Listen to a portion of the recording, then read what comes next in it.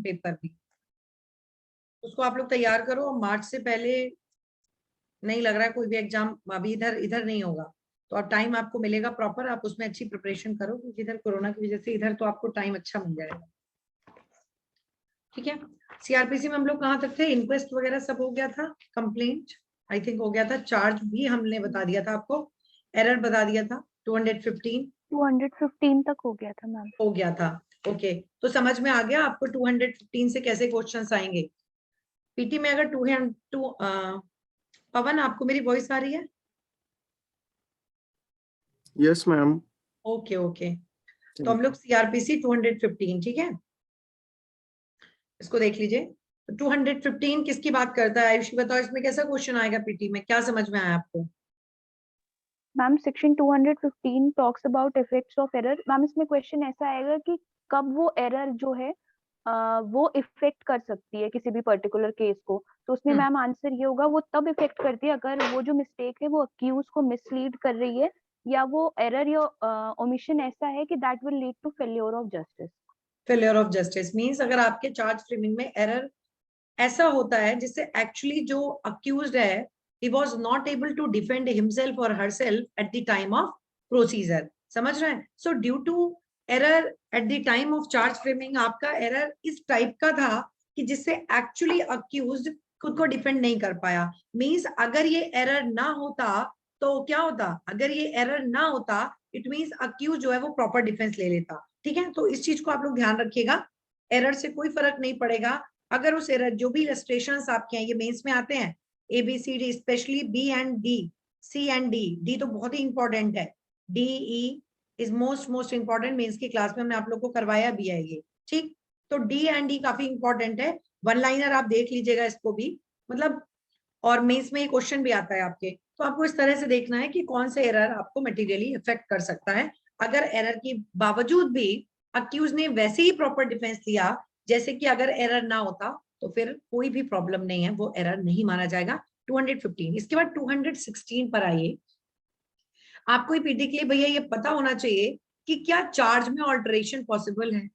मतलब अगर 211 ऑनवर्ड्स हमने देखा कि चार्ज का कंटेंट क्या होगा, टाइम एंड मैनर की बात की, टाइम प्लेस की बात की, some time we have to specify the manner that in what manner that particular offense was committed, just to inform the accused person so that he can take proper defense at the time of proceedings. तो हमने 213 में भी देख लिया कि भाई उनको proper procedure बताना है, बट सम टाइम क्या होता है कि चार्ज फ्रेमिंग की समय सिचुएशन अलग थी और उस टाइम हमने चार्ज फ्रेम कर दिया, बट लेटर ऑन कोर्ट को महसूस होता है कि नहीं नहीं चार्ज में कुछ ऑल्टरेशन पॉसिबल है, यहाँ पर हमें कुछ और, मतलब या तो मुझे एक और सेक्शन भी लगा देना चाहिए, या मुझे ऐसा फील होता है कि नहीं मुझे प्रीवियस चार्ज को अल्टर करके नए सेक्शन में चार्ज फ्रेम करना चाहिए। Is that possible? Answer is yes, बिल्कुल पॉसिबल है। 216 216 टॉक्स अबाउट दैट कोर्ट में। तो मे का मतलब है it is the discretionary power of the court, court में, it means it is the discretionary power of the court. If court thinks fit then it may alter the previous charges। जो भी आपने charge frame पहले किए हैं, आपने 379 में charge frame किया, बट नाउ आपको ऐसा लग रहा है कि नहीं नहीं नहीं इसने चोरी नहीं किया है, इसने केवल रिसीव किया था स्टोलन प्रॉपर्टी, और ये matter it's a case of 411। तो अगर आपको लगता है कि नहीं नहीं चार्जेस में ऑल्टरेशन होना चाहिए, तो यहाँ पर कोर्ट इंपावर्ड है टू ऑल्टर द चार्ज। मतलब सब्स्टिट्यूशन, ऑल्टरेशन का मतलब होता है substitution of charges, previous charge को सब्स्टिट्यूट करके हमने नया चार्ज कर दिया। और एड का मतलब मैंने 379 रहने दिया, साथ में मैंने 411 भी लगा दिया, तो ये है ऑल्टरेशन एंड एडिशन की बात करता है। To any charge at any time before judgment is pronounced. तो कब? अब पीटी में क्वेश्चन बनेगा क्या, देखिए पीडी में क्वेश्चन बनेगा कोर्ट क्या क्या कर सकती है। वेदर सब्स्टिट्यूशन इज पॉसिबल, आप बोलोगे यस, ऑल्टरेशन इज पॉसिबल। दूसरा, क्या कोर्ट एडिशन कर सकती है प्रीवियस चार्ज में, आप बोलोगे yes, addition is possible.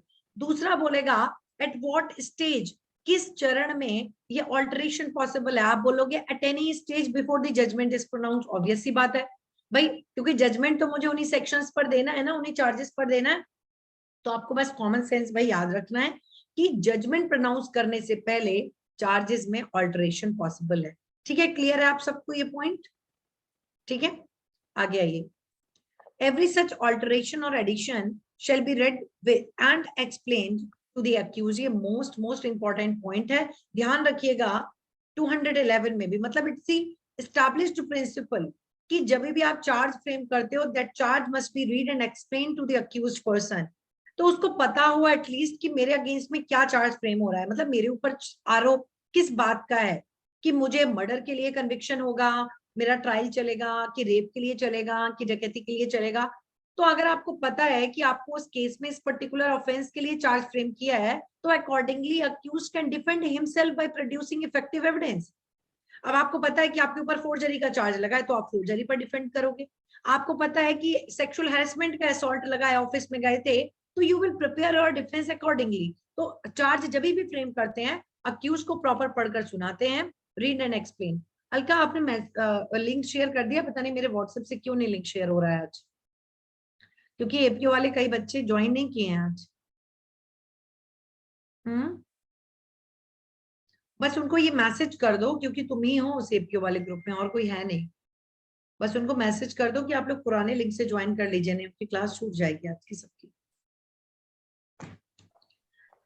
Clause 3 पर आ जाओ, if the alteration or addition, तो आप क्लॉज 2 याद रखिएगा भाई, रीड एंड एक्सप्लेन। क्लॉज 3 क्या बात करेगा, if the alteration or addition to a charge, मान लीजिए आपने कुछ ऑल्टरेशन किया या आपने कुछ एडिशन किया, इन सच that proceeding immediately with the trial is not likely in the opinion of such court to prejudice। देखिए ध्यान से समझिए, नॉर्मली क्या है, जब भी आप चार्ज में ऑल्टरेशन करोगे या एडिशन करोगे, तो आप जब ऑल्टरेशन और एडिशन करोगे, अगर बदले हुए चार्ज का नेचर ऐसा है which may adversely affect the interest of the accused person, जो अभियुक्त व्यक्ति के जो हितों को प्रतिकूल रूप से प्रभावित कर सकता है, उस न्याय प्रणाली पर प्रतिकूल रूप से प्रभाव पड़ सकता है, अभियुक्त व्यक्ति अपनी प्रॉपर डिफेंस लेने में उसको प्रॉब्लम हो सकती है, ठीक है, तो वैसी सिचुएशन में क्लॉज 3 बोलता है then you have to adjourn the proceeding for some time. आपने अगर ऑल्टरेशन किया, एडिशन किया, और जिससे अक्यूज के ऊपर फर्क पड़ेगा, डिफेंस भाई उसको तैयार करने में टाइम लगेगा, अपने प्लीडर को बताएगा and accordingly he will prepare defence. तो यहाँ पर कोर्ट के लिए है कि यहाँ पर court to prejudice the accused in the defence or prosecution in the conduct of the case the court में। तो आपको लगता है कि प्रोसिक्यूशन नीड सम टाइम और accused need some time, then it is the responsibility of the court and in fact it is the discretion, ये न्यायालय का विवेकाधिकार है, दैट आफ्टर सच ऑल्टरेशन, कि आपने जो भी ऑल्टरेशन और एडिशन किया है, तो आप क्या करो कि थोड़ा टाइम उनको दे दो, proceed with the trial as the altered alleged charge had been original charge. तो ये तो इम्पैक्ट की बात कर रहा है, फिलहाल एडजर्नमेंट आप करोगे, बट अगर आपको लगता है कि प्रोसिक्यूशन और डिफेंस पर एज सच कोई एडवर्स इफेक्ट नहीं पड़ेगा, then there is no need to adjourn the proceeding. So it's not compulsory कि हमेशा ऑल्टरेशन के बाद कोर्ट एडजर्नमेंट देगी ही देगी, इट्स नॉट कंपल्सरी। कोर्ट में एडजर्न दी प्रोसीडिंग और कोर्ट में नॉट एडजर्न दी प्रोसीडिंग। हाँ, अगर ऑल्टरेशन हुआ है तो इसका इफेक्ट क्या होता है, लास्ट लाइन क्लॉज 3 की पीटी के लिए हमारी अगेन इंपॉर्टेंट है, ये बोलता है आप जो भी ऑल्टरेशन और जो भी एडिशन करोगे, it will have the same effect और same impact as the original, ठीक है, चार्ज। मतलब ऐसे ही माना जाएगा जैसे वो चार्ज पहले दिन से ही इस सेक्शन में फ्रेम किए गए थे। ये वाला पॉइंट भी आपके लिए इंपॉर्टेंट है।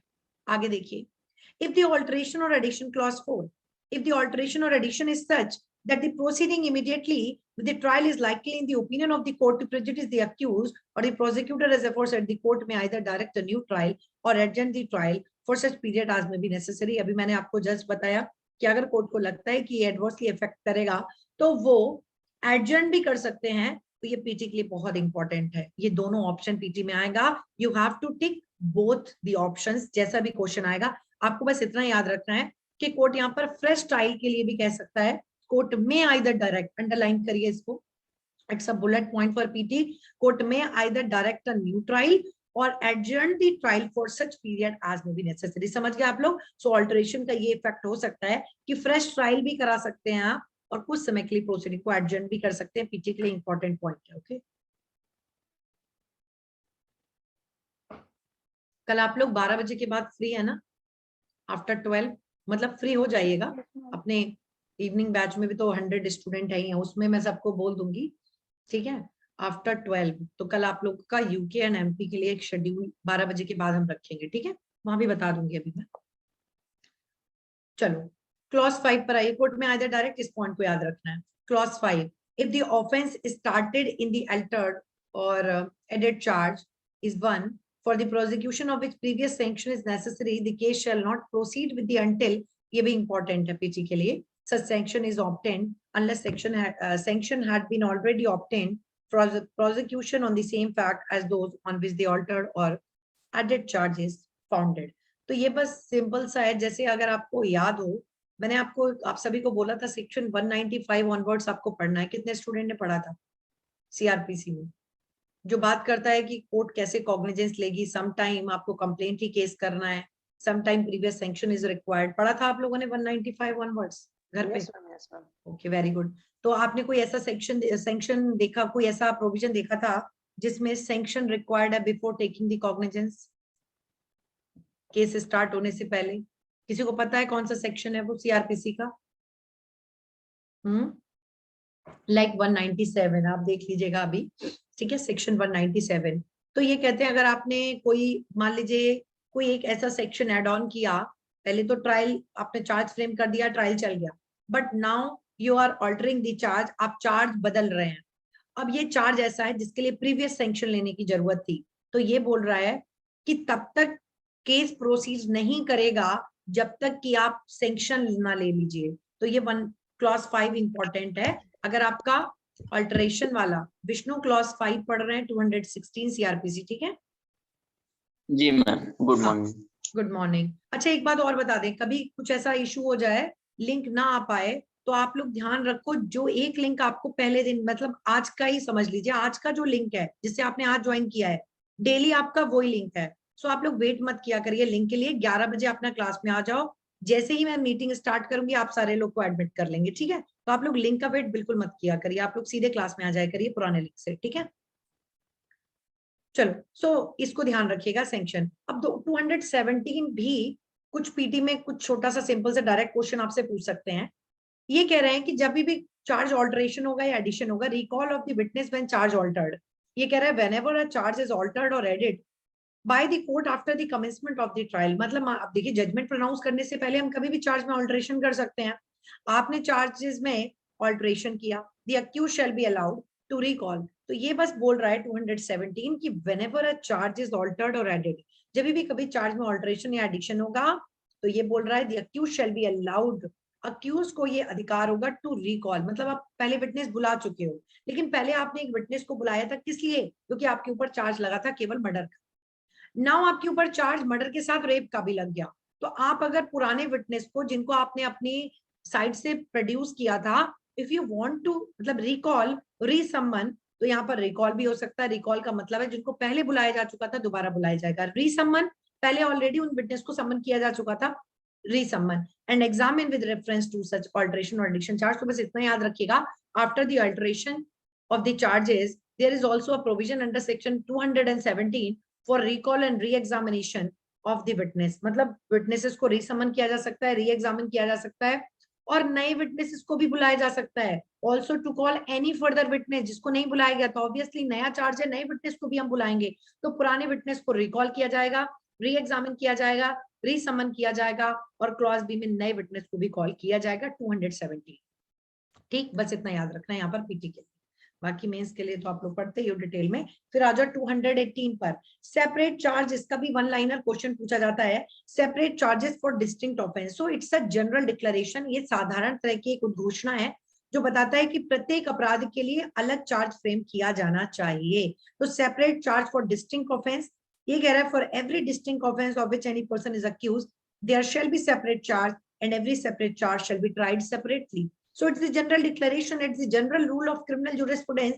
भैया ये कह रहा है, जो कि हमने यहाँ इनेक्ट किया हुआ है, कि हर एक चार्ज के लिए, हर एक अपराध के लिए सेपरेट चार्ज करिए एंड सेपरेटली ट्रायल करिए। It's a general declaration, but under certain circumstances we can join together certain charges. मेरी बात समझे? तो साधारण नियम 218 में पीटी में पूछा जाएगा, आप क्या बोलोगे? सेपरेट चार्ज फ्रेम होगा for each and every offence. Separate आप चार्ज फ्रेम करिए और सेपरेट ट्रायल करिए। बट एक बात बताइए, अगर आप किसी के घर में गए, आपने हाउस ट्रेसपास किया, उसके घर में जो गार्ड था उसको आपने कमरे में बंद कर दिया, फिर आप गए वहां पे, आपने फोर्स यूज किया, वहां पर आपने चोरी किया, डकैती किया, रेप किया, घर में आग लगा दी. So there are so many offences, है ना, which committed in the same transaction. एक ही संव्यवहार में आपने बहुत सारे अपराध कर दिए. अब आप बताइए, एक हम आपके हाउस ट्रेसपास के लिए चार्ज फ्रेम करें, ट्रायल करें. अब 5 से 6 ऑफेंसेस के लिए अलग अलग ट्रायल करोगे, कोर्ट का कितना टाइम वेस्ट होगा, अननेसेसरीली अक्यूज्ड भी हैरेस होगा, विटनेसेस भी हैरेस होंगी, खर्चा बहुत लगेगा. सो कुछ सिचुएशन को कंसीडर करते हुए कुछ अपराधों को का ज्वाइंडर एक किया जा सकता है. अदरवाइज जनरल रूल तो यही है, अगर किसी व्यक्ति ने 4 लोगों के मर्डर किए हैं, उन चारों का ट्रायल अलग होगा. मेरी बात समझे. बट कुछ परिस्थितियों में ज्वाइंडर हो जाता है. पढ़िए. Where the accused person by an application or writing so desire, जहां पर accused person खुद चाहे कि मेरा ज्वाइंडर होना चाहिए और मैजिस्ट्रेट को भी लगे कि हाँ ज्वाइंडर करने पर कोई एज सच एडवर्स इफेक्ट नहीं पड़ेगा, तो वहां पर ज्वाइंडर हो सकता है. बस आपको केवल इतना याद रखना है. इसके इलस्ट्रेशन देख लीजिए. Is accused of theft on one occasion and of causing grievous hurt on another occasion, it must be separately charged. बहुत सिंपल सा है. एक मिस्टर ए ने एक जगह जाके चोरी की और दूसरी जगह कभी जाकर दूसरी बार अलग कभी इसने ग्रीवियस हर्ट की. एक ही व्यक्ति ने 2 अलग अलग अपराध किए हैं, तो सेपरेट ऑफेंसेस के लिए सेपरेट चार्ज फ्रेम होगा, सेपरेट ट्रायल होगा. कहां पर लिखा हुआ है? 218. क्लियर है सबको? Yes ma'am. Okay. Yes ma'am. अब देखो 219, 20 ये भी मतलब दो हम कह सकते हैं 222 तक एक भी प्रोविजन, 223 तक भी, इनफैक्ट 24 भी उतना ही इंपॉर्टेंट है. 224 तक एक भी प्रोविजन छोड़ने वाला नहीं है. आपको लगातार पढ़ने हैं सारे प्रोविजन. 219 पर आइए. देखिए 218 ने आपको क्लियरली बोल दिया कि सेपरेट चार्ज फ्रेम करिए. ओके, पता चल गया. लेकिन हमने बताया अंडर सर्टेन सर्कमस्टांसेस ज्वाइंडर भी होगा. कौन सी वो सर्कमस्टांसेस है उनको समझिए. 219 बात करता है 3 offences of the same kind with in 1 year में बी ज्वाइन टुगेदर. बहुत ध्यान रखना है इसको पीटी के लिए. सेक्शन नंबर भी याद रखना है, मार्जिनल हेडिंग भी याद रखना है और इसके अंदर के कुछ कीवर्ड्स भी याद रखने हैं. क्या ये बोलता है? 3 offences of same kind with in a year में बी चार्ज टुगेदर, मतलब 3 ऑफेंसेस ऑफ सेम काइंड. तो सबसे बड़ा तो टेक्निकल इशू जब हम लीगल फील्ड में बात करेंगे कि सेम काइंड मतलब क्या होता है, मतलब देयर मस्ट बी क्लैरिटी कि कौन से सेम काइंड का मतलब क्या है. तो सेम काइंड को इन्होंने बताया है. क्लॉज 2 को देखो जरा. Offenses are of same kind when they are punishable with the same amount of punishment under the same section of Indian Penal Code or any special or local law. किन अपराधों को उन्होंने सेम काइंड का माना है? Offenses are of same kind when they are punishable with the same amount of punishment. उतना ही punishment हो, एक ही सेक्शन में हो, और ये आईपीसी में भी हो सकता है, किसी स्पेशल लॉ में भी हो सकता है, डोमेस्टिक वायलेंस में हो सकता है, एंटी करप्शन में हो सकता है, इंफॉर्मेशन टेक्नोलॉजी में हो सकता है, लोकल लॉ यूपी ZLR में हो सकता है, रेवेन्यू कोड में हो सकता है. तो अलग अलग. लेकिन अगर वो एक ही सेक्शन में पनिशेबल हैं, वो सेम काइंड के हैं. आगे पढ़िए. इसके सेम काइंड को इन्होंने क्लॉज 2 के ही प्रोविजो को भी पढ़िए. Provided that for the purpose of, ये ध्यान रखिएगा, ये पूछ सकता है आपसे कि आईपीसी में 219 में सेम काइंड का मतलब क्या है. सेम काइंड का मतलब पहला तो वो जो सेम ऑफेंस में पनिशेबल हो with the same amount of punishment. दूसरा, for the offense of this section, the offense punishable under section 379 shall be deemed to be the same offense under section 380. देखो समझिए, 379 नॉर्मल थेफ्ट की बात करता है और 380 बात करता है आईपीसी में थेफ्ट इन ड्वेलिंग हाउस. तो पीटी के लिए याद रखना है कि नॉर्मल थेफ्ट और थेफ्ट इन ड्वेलिंग हाउस को इन्होंने same kind of offence declare किया हुआ है. तो ये भी पीटी के लिए याद रखिएगा, इन दोनों का ज्वाइंडर हो जाएगा. अगर आपने चोरी की है, घर में चोरी की है, इन दोनों का ट्रायल एक साथ. And then an offense punishable under any section of the said code or of any special or local law shall be deemed to be an offense of the same kind as an attempt to commit such offense. Such attempts is so simple है. अगर आपने चोरी किया, चोरी का attempt किया, same offence. 3 category निकल के आई आपके 219 में. क्या निकली? अगर आपके अपराध एक ही सेक्शन में पनिशेबल है, वो ऑफेंस हो गए सेम काइंड के. तो अगर आपने एक साल में 3 चोरियां की, अगर आपने एक साल में 3 चोरियां की, ठीक है जी, तो आप बताइए उन तीनों चोरियों के लिए क्या आपका एक ट्रायल हो सकता है? बिल्कुल 219 के अकॉर्डिंग हो सकता है. अगर आपने एक साल में चोरी किया, 2 चोरी किया, एक अटेम्प्ट किया, इनका भी हो जाएगा. थेफ्ट किया, नॉर्मल थेफ्ट इन ड्वेलिंग हाउस किया, इनका भी हो जाएगा. तो 3. अब आगे पढ़िए. व्हेन ऑफेंस, क्लॉज 1 पढ़ रही हूं मैं. When a person is accused of more offense than one of the same kind within the space of 12 months, इसको याद रखिएगा, 1 साल के भीतर के 3 अपराधों की बात कर रहा है. From the first to the last of the offense, whether in respect of the same person or not, ये important point है. कई लोगों के माइंड में ये भी बात आ रही होगी, क्या मैम एक ही घर में उसने चोरी की होती, क्या मैम एक ही व्यक्ति, ऐसा कुछ नहीं लिखा है. Whether in respect of same person or not, इससे कोई फर्क नहीं पड़ता है कि एक ही जगह एक ही व्यक्ति के अगेंस्ट वो तीनों अपराध किया है. He may be charged with and trial at one trial for any number of them not exceeding 3. तो पीटी के लिए क्या याद रखना है कि विद इन 1 ईयर आपके सेम काइंड के ऑफेंस को मैक्सिमम 3 ऑफेंसेस का ज्वाइंडर हो सकता है. बस आपको इतना याद रखना है. और कौन कौन सेम काइंड के हैं, सेम सेक्शन में पनिशेबल है, theft, theft and dwelling house, और तीसरा मेन ऑफेंस और उसका अटेम्प्ट. ये सेम काइंड के ऑफेंस होते हैं. बस इतना कीवर्ड आपको याद रखना है, इससे एक्स्ट्रा क्वेश्चन नहीं आएगा 290. देन नाउ 220 पर trial for more than one offence. अच्छा एक चीज और बताएं आपको, हालांकि कल भी बताएंगे. आप लोग उत्तराखंड तैयारी कर ही रहे हो, उत्तराखंड के पीटी पे बहुत अच्छी कमांड रखना. अब आप लोगों ने फर्स्ट पेपर पूरा मतलब एमसीक्यू पूरा सॉल्व कर लिया, जिन भी किसी ने लिया इसमें उत्तराखंड, इसमें किसी ने लिया उत्तराखंड का, आयुषी ने एमपी लिया है, आई थिंक विवेक ने, मतलब ठीक है, या जो भी एमसीक्यू कर रहे हो. उत्तराखंड के पीटी पर इतनी अच्छी कमांड रखना आप लोग, मतलब आप मानकर चलिए कि जितना मैक्सिमम पॉसिबल हो पाए, मतलब कहीं से भी आपकी कोई गुंजाइश नहीं रहनी चाहिए, क्योंकि पीटी बहुत ज्यादा लोग, सीटें ही उतनी है, मान लो 80-100 लोग मैक्सिमम वहां पर मेंस देंगे, इससे ज्यादा तो नहीं दे सकते हैं. तो आपकी पीटी पर कमांड हो, और मेंस की आप लोग जिनका भी कोर्स लगभग कंप्लीट हो चुका है, आप लोग का मेंस का ठीक ठाक प्रिपरेशन है, ठीक है. तो पीटी पर बहुत अच्छी कमांड रखना. सेम सिचुएशन एमपी में है, सेम सिचुएशन उत्तराखंड में है. अच्छा कट ऑफ जाता है, बहुत हाई कट ऑफ जाता है. तो आप लोग अच्छे से अपना तैयार करते रहो, छोटी छोटी चीजें बैराक एकदम लर्न करते जाओ, मतलब 7 क्लास के, और अच्छे से एमसीक्यू तैयार करते जाओ, मतलब कुछ छूटना नहीं है इस बारी. इतनी अच्छी कमांड रखो बैराक पर, इतना अच्छा प्रीवियस ईयर लगाओ. उत्तराखंड दे रहे हो, मैंने आपको बताया था एक साइट है लीगल बस, है ना, गूगल कर लो. लीगल बस पर सारे प्रीवियस ईयर के पेपर्स पड़े हुए हैं. आप प्रीवियस ईयर लगाओ, एमपी के मिल जाएंगे, उत्तराखंड मिल जाएंगे, यूपी, हर स्टेट के उस पर पड़े हुए हैं. तो आप लोग चेक करके प्रीवियस ईयर लगाया करिए, ठीक है, उससे बहुत हेल्प मिलेगी. खैर आओ 220 पर trial for more than one offence. इसको भी देख लीजिए. ये जैसे मैंने आप, ये कुछ सिचुएशन है 220 में जिनका ज्वाइंट ट्रायल हो सकता है. If in one series of act, ये बोलता है अगर एक ही ट्रांजेक्शन में, एक ही सीरीज में आपने एक से ज्यादा कई ऑफेंसेस कर रखे हैं, उनका भी ज्वाइंटर हो जाएगा. मेरी बात समझ आई? जैसे मैंने अभी आपको बताया था ना, एक घर में आपने हाउस ट्रेसपास किया, फोर्स यूज किया, क्रिमिनल फोर्स यूज किया, सेक्सुअल हैरेसमेंट किया, मर्डर किया, रेप किया, और मिसचीफ बाय फायर कर दिया, बहुत सारे ऑफेंसेस हैं. इन सब का ट्रायल एक साथ हो जाएगा. कहाँ लिखा है? 220 के क्लॉज 1 में लिखा है. सेकंड पर आइए.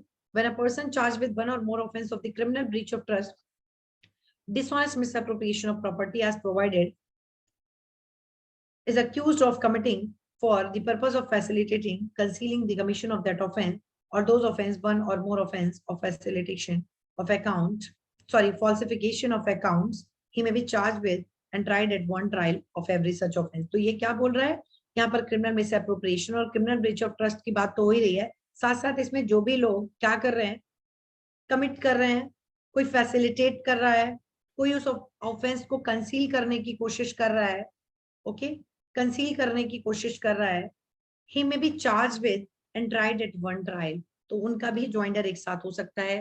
अगर आपने कंसील करने की कोशिश किया है, फॉल्सिफिकेशन ऑफ अकाउंट्स अटेम्प्ट करने की कोशिश किया है, इनका भी एक साथ हो जाएगा. क्लॉज 3 पर आइए. If the act alleged to constitute an offense falling within 2 or more separate definitions.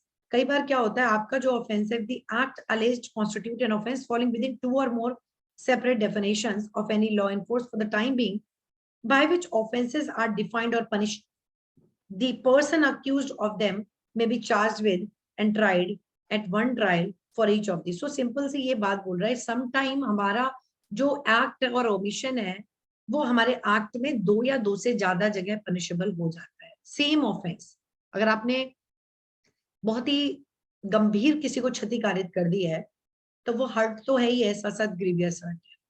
अगर आपने मर्डर किया है तो डेफिनेटली वो कल्पेबल होमिसाइड तो है ही है, then only it converts into murder, तभी वो मर्डर में जाएगा। तो सम टाइम आपका एक अपराध 2 या 2 से ज्यादा सेक्शन में रहता है, इनका भी ज्वाइंटर हो सकता है।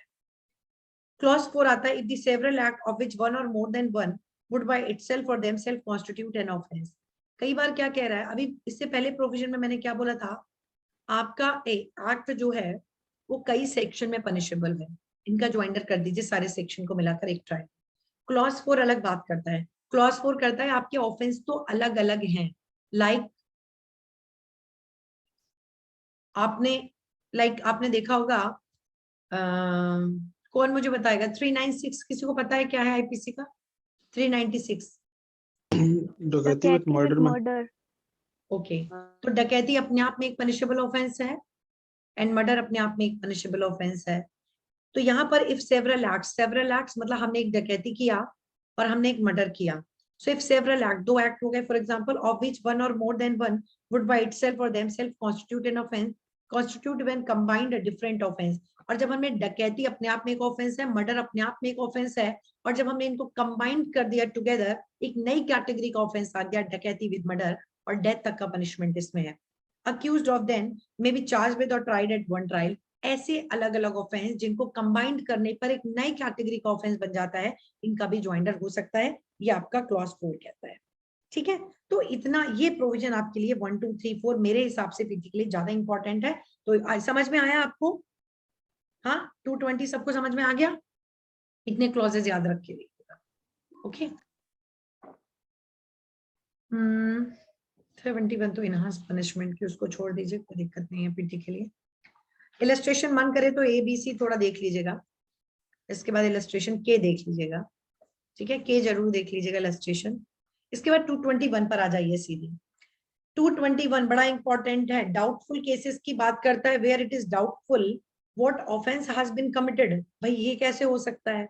क्या कभी कोर्ट भी डाउट में हो सकती है कि मैं किस सेक्शन में, क्योंकि we are reading the chapter related to charge framing, तो क्या कोर्ट कभी डाउट में हो सकती है कि अक्यूज ने कौन सा ऑफेंस किया? यस, बिल्कुल हो सकती है। बताओ, मैंने बहुत बार बताया कौन से केसेस में कोर्ट बहुत कंफ्यूज हो सकती है, बताना जरा। मैम मर्डर, कल्पेबल होमिसाइड, हाँ, थेफ्ट और रिसीविंग स्टोलन प्रॉपर्टी, है ना, तो सम टाइम इस तरीके का। अब ये हम लोग नहीं कह रहे हैं, बहुत ही सामने से दिखता है। कोर्ट ऑफ सेशन 302 में कन्विक्ट कर देती है और हाई कोर्ट ऑफ सेशन के मैटर को सेट असाइड कर देती है, और हाई कोर्ट कहती है no, it's simple a case of culpable homicide not amounting to murder, है ना। तो बहुत ज्यादा बार ये सब होता है।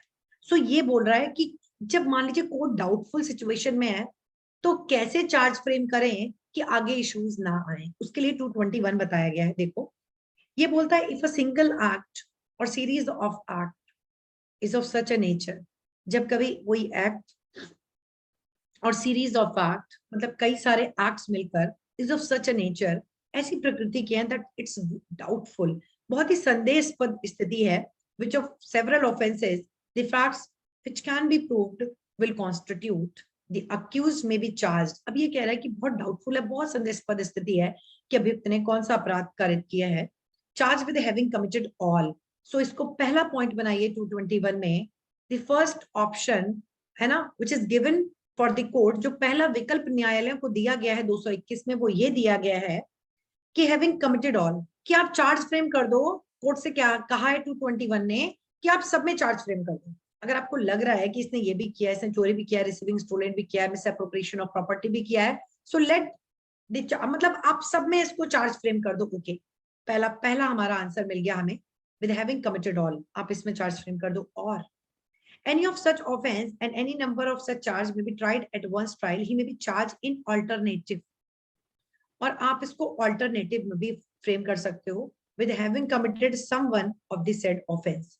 ठीक है, कहां गया, एक minute, may be charge in alternative with having committed some one of the said offence. दूसरा भी पढ़ लीजिए, फिर मैं पूरा बताती हूँ।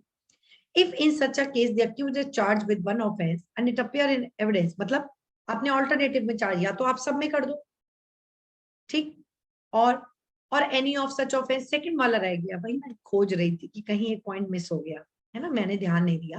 देखो लिखा है ना, with committed, with having committed all, या तो आप सब में चार्ज फ्रेम कर दो कि इसने सब किया है, और एनी ऑफ सच ऑफेंस, आप किसी एक में कर दो, एनी ऑफ सच ऑफेंसेस आप ये भी कर सकते हो, and any number of such charge. तो मतलब ये तीन चीजों की बात करता है, आपके पास तीन ऑप्शन है। पहला, आप सारे सेक्शन में चार्ज फ्रेम कर दो जो जो आपको लग रहा है। दूसरा, आप और करके चार्ज फ्रेम कर दो, लाइक 304 और 302, और मतलब जैसी जैसी 304 ए, और जैसे ही जिसके फैक्ट्स जो हैं प्रूव हो जाते हैं, वही उसी में आप उनको पनिश कर दीजिएगा। एक तो ये तरीका था, और कर दिया, या फिर ऑल कर दिया, और तीसरा ऑल्टरनेट, मतलब ऐसे कर दिया, किसी एक भी सेक्शन में आपने कन्विक्ट कर दिया। तो हमारे पास तीन रूल निकल के आए हैं, देखिएगा। जितने डाउटफुल सिचुएशन थे, मैंने उसमें से एक पिक किया और मैंने उसमें चार्ज फ्रेम कर दिया। दूसरा, मैंने और लगा के सब में चार्ज फ्रेम कर दिया। और तीसरा, मैंने सब में मिलाकर ऑल में चार्ज फ्रेम कर दिया, जो भी प्रूव हो जाएगा उसी में हम कन्विक्ट कर देंगे। ठीक है, चलो हो गया। क्लॉज 2 पर आइए। मान लीजिए उसने किसी एक में, ये वाला तरीका ऑप्ट किया कोर्ट ने, हमने किसी एक सेक्शन में चार्ज फ्रेम किया। If in such a case the accused is charged with one offence, आपने एक में चार्ज फ्रेम कर दिया, बट ट्रायल में क्या हुआ, but it appears in evidence, साक्ष्यों को देखा that he committed a different offense. Oh God, हमने तो उस सेक्शन में चार्ज फ्रेम कर दिया, ये तो फैक्ट तो कुछ और ही बता रहे हैं, और दूसरे सेक्शन में चार्ज, मतलब जो है वो प्रूव हुआ that he have committed a different offense. उसमें तो चार्ज ही नहीं फ्रेम किया था, वो वाला ऑफेंस प्रूव हो गया, for which he might have been charged. But इस जो प्रूव हुआ है ना, इसके लिए आप शुरुआत में चार्ज फ्रेम कर सकते थे, आपके पास ऑप्शन था। 221 कहता है अगर डाउटफुल है तो आप सब में चार्ज फ्रेम कर दो, और करके फ्रेम कर दो, बट आपने वो ऑप्ट किया कि आपने एक सेक्शन में चार्ज फ्रेम किया। He may convicted of the offense which is shown to have been committed, although he was not charged. but इसको बहुत विशेष रूप से समझिए और ध्यान रखिए। आपने for example stolen property, receiving of stolen property, theft, criminal misappropriation of property, ऐसे ऑफेंस है जिनको आप सबको एक साथ भी चार्ज फ्रेम कर सकते हैं। आपने क्या किया, केवल चोरी के लिए चार्ज फ्रेम किया। बाद में पता चला नहीं इसने चोरी नहीं की, केवल इसने रिसीविंग ऑफ स्टोलन प्रॉपर्टी की। अब आप लोग मुझे बताइए, क्या ये directly receiving of stolen property में इनको कन्विक्ट कर सकता है, जबकि चार्ज इन्होंने चोरी में फ्रेम किया था? मैं क्वेश्चन दोबारा बोल रही हूँ। एक केस आया कोर्ट के सामने, परिस्थितियां ऐसी हैं कि कोर्ट कंफ्यूज है, डाउट में है कि क्या इसने चोरी की है, या रिसीविंग स्टोलन प्रॉपर्टी किया है, या केवल मिसअप्रोप्रिएट किया है। इन तीनों में से कोर्ट को सबसे अप्रोप्रिएट उस समय लगा, कोर्ट ने थेफ्ट में चार्ज फ्रेम कर दिया। आप मुझे बताओ, क्या कोर्ट उस समय इन तीनों में भी चार्ज फ्रेम कर सकती थी कि नहीं? कर सकती थी मैम। कर सकती थी। ओके, मान लीजिए कोर्ट ने केवल थेफ्ट में चार्ज फ्रेम कर दिया, बट जब ट्रायल कंप्लीट हुआ, बाद में पता चला कि इसने ऑफेंस जो किया है वो रिसीविंग ऑफ स्टोलन प्रॉपर्टी किया है। अब आप मुझे बताइए, चोरी में चार्ज फ्रेम है, क्या रिसीविंग ऑफ स्टोलन प्रॉपर्टी में आप डायरेक्टली इनको कन्विक्ट कर सकते हो?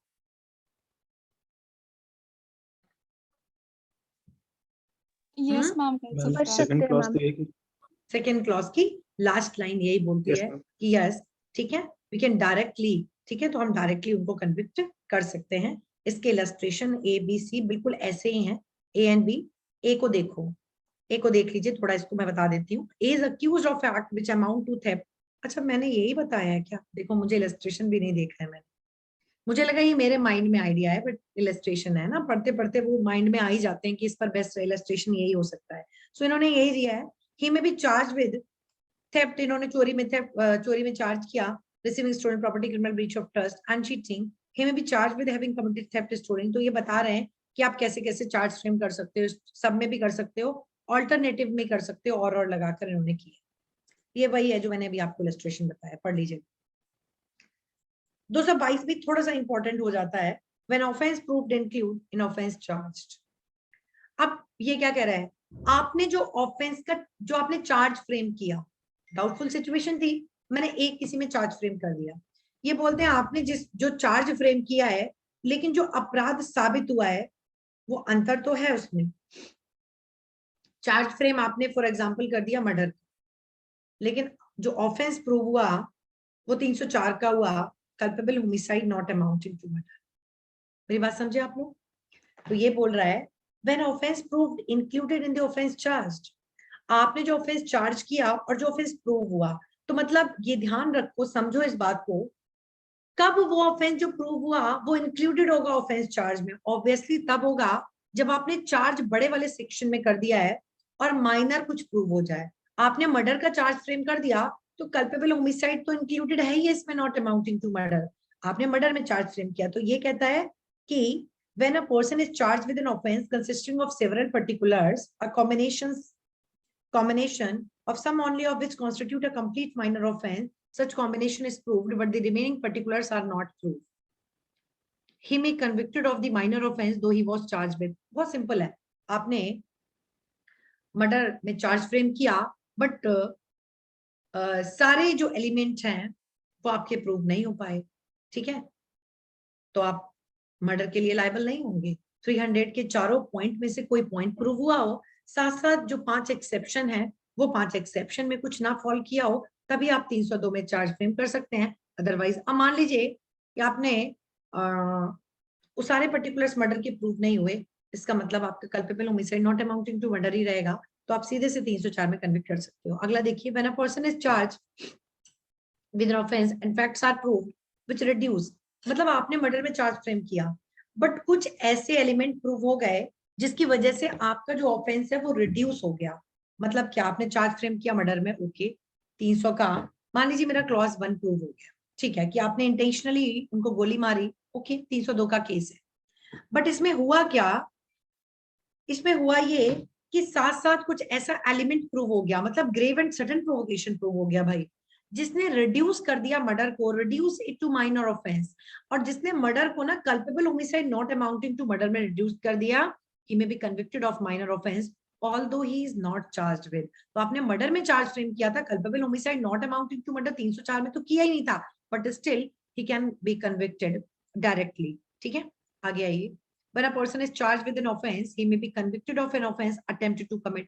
अगर आपने 302 में कन्विक्ट किया है और पता चला केवल 307 ही हुआ, ठीक है, अब 302 और 307 का तो मामला बड़ा अजीब हो जाएगा, है ना। और किसी का इलस्ट्रेशन सोच सकते हो आप, आपने डायरेक्टली किसी और बड़े ऑफेंस में आपने कन्विक्ट किया, अगर उसका केवल अटेम्प्ट भी प्रूव हो पाया, पता चला कि ओके आप क्या एक्टिव, जैसे मर्डर में भी हो सकता है, आपने 302 का लगाया बट जो भी रिपोर्ट्स आई, जो भी फॉरेंसिक आया, जो भी पीएम रिपोर्ट्स आई और जो भी कोई आई विटनेस था, पता चला कि यार इनकी जो चोट थी that was not sufficient enough to cause the death in the ordinary course of nature, बल्कि ये तो जो वो हॉस्पिटल में था या जहां भी था किसी और के एक्ट की वजह से डेथ हुई, तो पता चला आपको कन्विक्ट केवल 307 के लिए किया गया क्योंकि डेथ का कोई और ही व्यक्ति उसके लिए जिम्मेदार था। तो 302 में चार्ज फ्रेम किया है बट डायरेक्टली आप 307 में भी कन्विक्ट कर सकते हैं। आराधना अभिषेक को दूध पिला देना गरम, ठीक। देखिए आगे, nothing in this section shall be deemed to nothing in this section shall be deemed to authorize the conviction of any minor offense where the condition requisite for the initiation of proceeding in respect of the minor offense have not been satisfied। Again simple वही चीज है, ये क्या बोल रहा है clause 4, ये बोल रहा है सिंपल सा कि अगर कई बार क्या होता है माइनर ऑफेंस के लिए you have to need this sanction, आपको प्रायर सैंक्शन की नीड होती है, तो जब तक आप सैंक्शन नहीं लोगे लाइक कॉन्स्पिरेसी वगैरह में है तब तक वो आगे प्रोसीड नहीं करेगा। So it's all about 222। Then आ जाओ, अभी हमने देख लिया चार्ज फ्रेमिंग का ज्वाइंटर हो सकता है, ओके। 223 कहता है व्हाट पर्सन में भी चार्ज ज्वाइंटली, ये भी क्रिटिकली इंपॉर्टेंट है, डायरेक्ट भी सेक्शन नंबर पूछता है कि कौन से सेक्शन में कहा गया है कि लोगों को ज्वाइंटर एक साथ हो सकता है, व्हाट पर्सन में भी चार्ज ज्वाइंटली। देखिए the following person, common sense क्या बोलता है, किन लोगों का ज्वाइंटर हो सकता है, किन लोगों का ज्वाइंटर कराओगे। आप एक बात बताओ, मैंने कॉन्स्पिरेसी की, ठीक, फिर मैंने आपको मैंने किसी मिस्टर ए को इंस्टिगेट किया, ओके, मिस्टर ए ने मिस्टर बी को बोला और मिस्टर सी ने जाके अल्टीमेटली वो ऑफेंस किया। अब आप बताइए जो भी ऑफेंस मिस्टर सी ने किया, क्या मैं ए और बी उसमें डायरेक्टली इन्वॉल्व है कि नहीं है ना मैम है। जी मैम। आप देखिए अगर मेरा ट्रायल अलग चले, ए का अलग चले, बी का अलग चले और सी का अलग चले, कोर्ट का अननेसेसरी टाइम वेस्ट होगा, है ना, हैरेसमेंट होगा, विटनेसेस का खर्चा होगा, जजमेंट में कॉन्फ्लिक्ट होगा।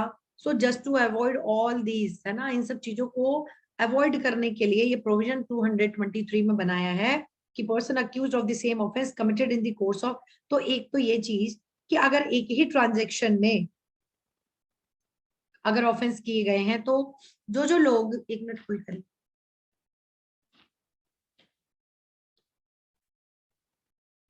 तो जो लोग उस ट्रांजेक्शन में इन्वॉल्व हैं उन सभी का ज्वाइंटर हो सकता है। Person accused of offence and person accused, कोई व्यक्ति ने अपराध किया है, किसी ने अबेटमेंट किया है, किसी ने अटेम्प्ट किया है, उनका मतलब एक पहला क्लॉज बोलता है एक ट्रांजेक्शन में जितने भी लोग हैं, more than one person are involve then सबका ट्रायल एक साथ हो जाएगा। क्लॉज बी बोलता है अगर किसी ने ऑफेंस किया, किसी ने अबेटमेंट किया, किसी ने अटेम्प्ट किया तो उनका भी ज्वाइंटर एक साथ हो जाएगा। Person accused of more than one offence of the same kind, अगर सिचुएशन 219 वाली है तो भी ज्वाइंटर हो जाएगा। Person accused of different offences committed in the course of, एक ट्रांजेक्शन में अगर आपने अलग अलग ऑफेंस भी किए हैं, देखिए एक ट्रांजेक्शन में 5 लोग गए, उन्होंने डकैती किया, 5 का ज्वाइंटर हो जाएगा। एक ही ट्रांजेक्शन में किसी ने डकैती किया, किसी ने मारा, किसी ने मर्डर किया, किसी ने रेप किया, उनका अलग होगा, मतलब अलग अलग हैं बट उनका भी ज्वाइंटर हो जाएगा। क्लॉज डी ये बोलता है कि अगर एक ही ट्रांजेक्शन में अलग अलग ऑफेंस भी किए ना तो भी आपका ज्वाइंटर, क्योंकि सेम एविडेंस लिए जाएंगे ना कोर्ट में, तो मतलब कोई बनता ही नहीं है सेंस कि हम इनका अलग ट्रायल कराएं। अगला कहता है E, person accused of an offence which includes theft, extortion. देखो अगर चोरी है, पर्सन अक्यूज, कोई भी पर्सन अक्यूज ऑफ थेफ्ट है, एक्सटॉर्शन है, चीटिंग है। सेक्शन बताओ जरा मुझे चोरी का, थेफ्ट का सेक्शन बताइए सब लोग। 379 है। देखो 378 में डिफाइन किया है, पनिशमेंट 379 में होगा नहीं। एक्सटॉर्शन का बताइए जल्दी से। 383 है। पनिशमेंट कितना है? 3 years है शायद। ओके। चीटिंग का बताइए। 425 चीटिंग, केवल चीटिंग बताओ, दोबारा बताओ। 420 415 यस चेक मैम करो इसको कितने 415 अंतर है ना। हाँ, ठीक है। 415 है मैम। हाँ, और वो चीटिंग जब प्रॉपर्टी के साथ है देन 420 आप लगाओगे। क्रिमिनल मिसअप्रोप्रिएशन 403 में 403 और रिसीविंग स्टोलन प्रॉपर्टी 411 411 अच्छा, 411 मिसचीफ 425 ओके, डकैती 390 390। चलो आओ आगे। तो ये ऑफेंसेस कुछ बताए इन्होंने, criminal misappropriation, person accused of receiving और retaining or assisting in the disposal or concealment of the property possessed of which is alleged to have been transferred by any such offense committed by first named person or by abatement। तो ये clause ई simple सा है, बस ये बोल रहा है कि अगर कोई पर्सन अक्यूज है चोरी, थेफ्ट, एक्सटॉर्शन वगैरह का, और जो भी लोग इसमें इन्वॉल्व हैं, डिस्पोजल में, कंसीलमेंट में, ट्रांसफर करने में, एक अकाउंट से दूसरे अकाउंट में, मतलब छिपा रहे हैं उस चीज को, उन सब लोगों का एक साथ उन सबको ज्वाइंटर हो सकता है। बस इतना देखिए, बस इसके बाद प्रोविजो पर आ जाइए। इसके बाद डायरेक्टली प्रोविजो पर आ जाइए। Provided that where a number of persons are charged with separate offences, provided that where a number of persons are charged with separate offenses and such person do not fall within any of the categories specified in the section, magistrate or court of session may, if such person by an application in writing so desire, and if he or it, matlab magistrate or court of session, that such person would not be prejudicially affected thereby, it is expedient to do so, try all such person together। मतलब ये कहता है provided that where a number of person are charged with separate offenses, कई लोग हैं जिनको separate offences में charge किया है, और such person do not fall with in any of the categories जो हमने ऊपर बताए हैं, वो उस कैटेगरी में नहीं है, तो मतलब ठीक है। The magistrate court of session में इफ सच पर्सन एप्लीकेशन, मतलब ये है कि क्या 223 के अलावा भी कुछ लोगों का ज्वाइंटर हो सकता है? आंसर इज यस, हो सकता है अगर वो लोग एप्लीकेशन लगाएं एंड मजिस्ट्रेट और कोर्ट ऑफ सेशन इस बात से सहमत हो, है ना, कि अगर इनका ज्वाइंटर भी कराया जाएगा तो प्रेजुडिकली इफेक्ट नहीं होगा प्रोसीजर, ठीक है, तब यहाँ पर उनका भी ज्वाइंटर कराया जा सकता है। बस इतना देख लीजिए, ठीक है। क्लॉज जी तो कुछ नहीं था, क्लॉज जी बस इतना ही था, अगर कोई काउंटर फीट करता है या कोई अबेट करता है, काउंटर फीटिंग के लिए कोई अटेम्प्ट करता है, उनका भी ज्वाइंटर हो जाएगा। क्लॉज जी बस उतना कहता है। 224 पीटी में कई बार पूछा गया है, withdrawal of remaining charges on conviction on one of several charges. मान लीजिए एक अक्यूज के ऊपर ना कई सारे चार्जेस लगे हुए हैं, एक किसी ऑफेंस में वो कन्विक्ट हो गया, तो ये कहता है when charge containing more heads than one, मतलब कई सारे सेक्शंस में चार्ज फ्रेम हो रखा है, when a conviction has been had on one और मोर ऑफ देम, मान लीजिए एक या दो में, मान लीजिए 5 में चार्ज फ्रेम हुआ और 2 में उसका कन्विक्शन हो गया या 1 में कन्विक्शन हो गया, तो कंप्लेनेंट और the officer conducting the prosecution, इसको अंडरलाइन करिए, पीटी में पूछा जाता है who is empowered to withdraw the remaining charges, PT में ये क्वेश्चन आता है, तो आप बताओगे complainant and the officer conduct, मतलब जो प्रोसिक्यूटिंग ऑफिसर होगा, दो लोग एम्पावर्ड हैं 224 में कि जो जितने भी रिमेनिंग चार्जेस बच गए हैं, मतलब एक सेक्शन में कन्विक्शन हो गया, अभी बाकी के सेक्शन बचे हैं, तो कंप्लेनेंट और जो प्रोसिक्यूटिंग ऑफिसर है वो चाहे तो अंडरलाइन करो विद द कंसेंट, ये भी पोस्ट पुश होता है, तो विड्रॉल आप कर सकते हो but only with the consent of court, आप रिक्वेस्ट करोगे, एप्लीकेशन लगाओगे for withdrawal of remaining charges, अगर कोर्ट की कंसेंट है, ठीक है, तो court withdraw the remaining charges, the court of its own accord, ध्यान रखिएगा, एपीओ कर, प्रोसिक्यूटिंग ऑफिसर कर सकता है, कंप्लेनेंट कर सकता है, और आपका अगर आपको कोर्ट की कंसेंट मिल जाती है, may with the consent of the court withdraw the remaining charges or the court of its own accord में stay, कोर्ट भी ऐसा कर सकती है कि अपने आप suo moto भी स्टे कर दे इंक्वायरी को, trial of such charges and such withdrawal shall have, court भी स्टे कर सकती है बचे हुए चार्जेस को, प्रोसिक्यूटिंग ऑफिसर और कंप्लेनेंट रिक्वेस्ट कर सकता है, अगर कोर्ट की कंसेंट होगी तो विड्रॉल हो जाएगा। अगला क्वेश्चन ये पूछता है कि इस विड्रॉल का इफेक्ट क्या होगा, डिस्चार्ज होगा या एक्विटल होगा, ये रखे क्वेश्चन है पीटी के, तो आप बताओगे हमेशा, मैंने आपको एक स्ट्रैटेजी बताई हुई है और ये रियलिटी है, स्ट्रैटेजी नहीं है, इट्स अ फैक्ट, मतलब ये रियल फैक्ट है कि जब भी चार्ज फ्रेम होने के बाद किसी भी तरह का कॉम्प्रोमाइज हो, किसी भी तरीके का सेटलमेंट हो, रिजल्ट हमेशा एक्विटल ही करना पड़ेगा, क्योंकि आप किसी के ऊपर आरोप लगाकर छोड़ नहीं सकते, you have to decide that charge. तो जब भी कभी चार्ज फ्रेम होने के बाद व्यक्ति को छोड़ा जाता है ना, हमेशा उसका इफेक्ट एक्विटल का होगा, इस तरह से, जैसे यहाँ पर विड्रॉ आप कर रहे हो, आपने चार्जेस विड्रॉ कर लिए, आप उसको डिस्चार्ज कैसे कर सकते हो, डिस्चार्ज कैसे करोगे, so you have once the court frame the charge against the accused, जैसे ही अक्यूज के अगेंस्ट, जैसे यहाँ पर चार्ज फ्रेम हो चुका है, तो जब भी विड्रॉल होगा उसका इफेक्ट पूछता है पीटी में, आप बताओगे एक्विटल होगा ऑन सच चार्ज और चार्जेस अनलेस कन्विक्शन, तो एक तो पॉइंट इतना याद रखो कि एक्विटल होगा। दूसरा पॉइंट आपको ये याद रखना है, अनलेस कन्विक्शन भी सेट असाइड, अगर मान लीजिए आप बहुत दिमाग था आपके अंदर, आपको निचली कोर्ट ने एक सेक्शन में कन्विक्ट किया, बाकी में आपने विड्रॉल करा लिया, और जिसमें आप कन्विक्ट हुए थे उसके अगेंस्ट आप अपील में चले गए, वो तो राइट रहेगा ही, आप एपलेट कोर्ट में चले गए और एपलेट कोर्ट से आपने अपने एक ऑफेंस में भी सेट असाइड करा लिया, तो ध्यान रखिएगा कोर्ट को ये पावर है कि कोर्ट ने जिन पर स्टे लगाया था, ने proceed with the inquiry into और ट्रायल ऑफ चार्ज और चार्जेस टू विड्रॉल, अगर कोर्ट ने उस पर स्टे लगाया था, आपने ऊपर जाकर स्टे ऊपर जाकर आपने अपने कन्विक्शन को सेट असाइड करा लिया ना, तो कोर्ट इनको वापस से रिवाइव करा सकती है, may proceed with the inquiry into और ट्रायल ऑफ द चार्ज, बस इतना याद रखना है। तो ये एक सेक्शन याद रखिए, विड्रॉल ऑफ चार्जेस किस सेक्शन में, 224 में है। पहली बात, कौन कौन कर सकता है, कंप्लेनेंट कर सकता है, प्रोसिक्यूटिंग ऑफिसर कर सकता है, कैसे करेगा, विद द कंसेंट करेगा, कोर्ट में सुओ मोटो भी कोर्ट उस पर स्टे लगा सकता है, इफेक्ट पूछता है, आप बता दो कि एक्विटल होता है, बस इतनी चीज आपके लिए इंपॉर्टेंट है। अब सेशन ट्रायल में कुछ नहीं इंपॉर्टेंट है, सेशन ट्रायल में इतना याद रखिएगा, सेशन ट्रायल का एक तो सेक्शन याद रखिए कि 225 से लेकर 237 आई, यस 237 तक सेशन ट्रायल है, इसका सेक्शन एक तो 225 बस जनरल रीडिंग कर लीजिएगा कि इसमें जो प्रोसिक्यूशन होता है वो पब्लिक प्रोसिक्यूटर के थ्रू प्रोसिक्यूशन किया जाता है, केस की ओपनिंग होती है, अगर आपको बहुत डिटेल में पढ़ना है तो मेरे यूट्यूब पर पूरा सेशन ट्रायल बहुत डिटेल में मैंने फुल चार्ट की फॉर्म में एक्सप्लेन किया है, तो अगर मन कर रहा है क्लास के बाद तो सेशन ट्रायल को पढ़ लीजिएगा, अदरवाइज पीटी के लिए 228 का सेक्शन बस तो देख लीजिएगा। डिस्चार्ज किस सेक्शन में होता है, 227 में डिस्चार्ज होता है, कोर्ट को जब लगेगा चार्ज फ्रेम करने की कोई जरूरत नहीं है, इतना मटेरियल प्रोसिक्यूशन प्रूव भी नहीं कर पाए, कोर्ट डिस्चार्ज कर देगी, चार्ज फ्रेम अगर कर दिया और उसके बाद प्ली ऑफ गिल्ट किस सेक्शन में है, 229 में, ये देखने लायक प्रोविजन है, तो अगर आपको मन करता है तो उससे आप डिटेल में सेशन ट्रायल पढ़ लीजिएगा।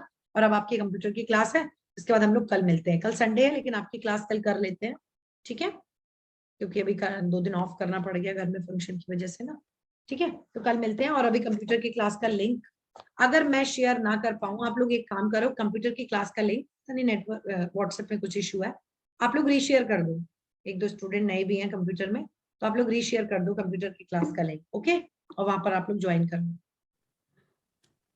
ठीक है। Thank you ma'am. Ma'am ma'am ma'am ये रिमेनिंग चार्ज जो है इसमें मैम जैसे ग्रेवियस हर्ट का चार्ज लगा हुआ है और मर्डर का चार्ज लगा हुआ है, और पार्टी को ये लग रहा है कि सिर्फ ग्रेवियस हर्ट का चार्ज हटाना है, मर्डर का नहीं हटाना है। तो पार्टी मैम को ये लग रहा है। हाँ जी मैम, यानी कंप्लेनेंट को ये लग रहा है ग्रीवियस हर्ट का चार्ज हम नहीं लगाते, हम डायरेक्ट मर्डर का ही चार्ज लगाते हैं। तो मैम इसमें एक्विटल गर्ल्स- कैसे हो जाएगा? कौन बताएगा इसका आंसर? तुम ये कहना चाह रहे हो कि क्या मैम इसमें विड्रॉल पॉसिबल है, ये पूछना चाह रहे हो शायद? यस मैम, कि अगर मैंने ग्रीवियस हर्ट का चार्ज वहां से हटवा दिया तो मैम Okay. मर्डर का तो रहेगा ही रहेगा, हाँ तो बिल्कुल। मैम एक्विटल तो होगा नहीं ना मैम यहाँ पर। हाँ हाँ बिल्कुल नहीं होगा। कौन बताएगा इसका आंसर? तो मैम ग्रीवियस चार्ज का जो ग्रीवियस हर्ट का जो चार्ज है इसका उसके मतलब है against मर्डर में करना है। कन्विक्ट हो चुका है, acquittal। accused, है ना? Yes ma'am, yes ma'am, murder में कन्विक्ट हो चुका है कन्विक्ट क्या? तो होगा। हाँ बिल्कुल, और क्या, एक में कन्विक्ट होगा तभी 224 का आप जो बेनिफिट है वो अवेल कर सकते हो, है ना? यस मैम, तो हाँ जी। 224 में आप में यही है कि एक किसी सेक्शन में आप कन्विक्ट हो गए तो बाकी के जो छोटे मोटे अपराध हैं उनका विड्रॉल कर लोगे, वो भी विद द कंसेंट। आप केवल एक प्रपोजल रखते हो कोर्ट के सामने, कोर्ट अगर सहमत है तभी आप विड्रॉल कर पाओगे, या आपकी, वरना तो हर कोई व्यक्ति फिर विड्रॉल ही करने लगे, है ना? यस मैम, अच्छा मैम तो कंप्यूटर वाली इधर ही आ गई हैं। अच्छा आप एक काम करें,